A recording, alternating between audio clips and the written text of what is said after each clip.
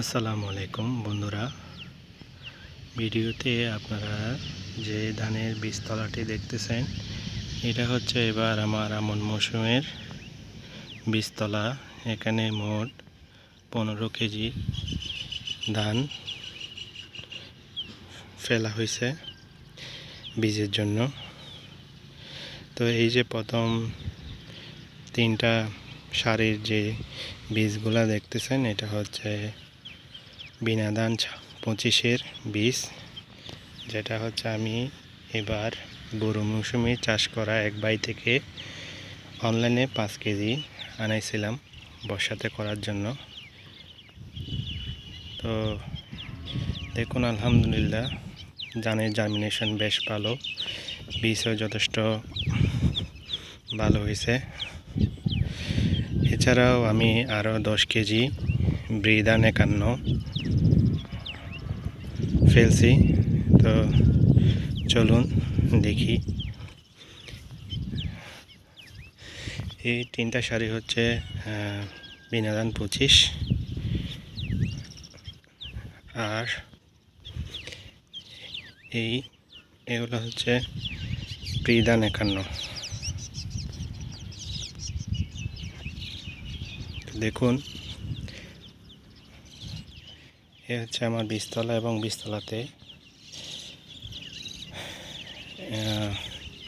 1-1.5 ইঞ্চির পরিমাণ পানি আছে, এবং বীজের জার্মিনেশন খুব ভালো হয়েছে, এবং বীজের গজানোর হার 100% বলা যায় ব্রিধান 51, যেটা হচ্ছে একটা যদিও বন্যা সহিষ্ণু ধান বলে সবাই, কিন্তু আমি গত এমন মৌসুমে এটা 24 শতক জমিতে লাগাইছিলাম। 24 শতক জমিতে আমি প্রায় 16 মনের মতো ধান পাইছিলাম।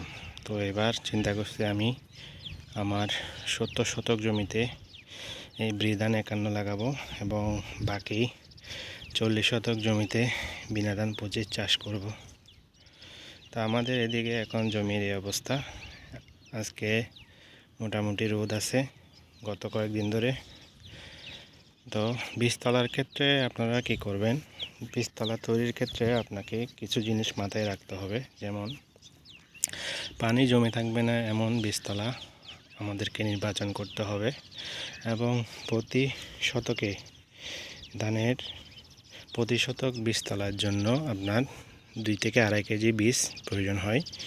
তো এখানে আমার যেই জমিটা আছে এটা হচ্ছে মোট বলা যায় 10 শতক। তো 10 শতকের মধ্যে আমি 15 কেজি বীজ ফেলছি, আমার পুরা 10 শতক জমি লাগে নাই। এই হচ্ছে অবস্থা।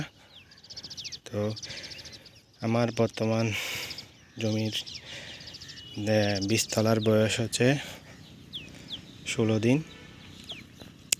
তো 16 দিনে দেখুন আলহামদুলিল্লাহ বেশ ভালো।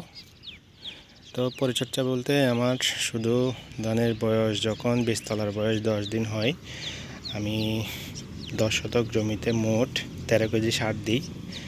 তার মধ্যে হচ্ছে ড্যাপ সার দিই 5 কেজি, পটাশ 5 কেজি, এবং ইউরিয়া দিই 3 কেজি, মোট 13 কেজি সার প্রথমবার প্রয়োগ করছি।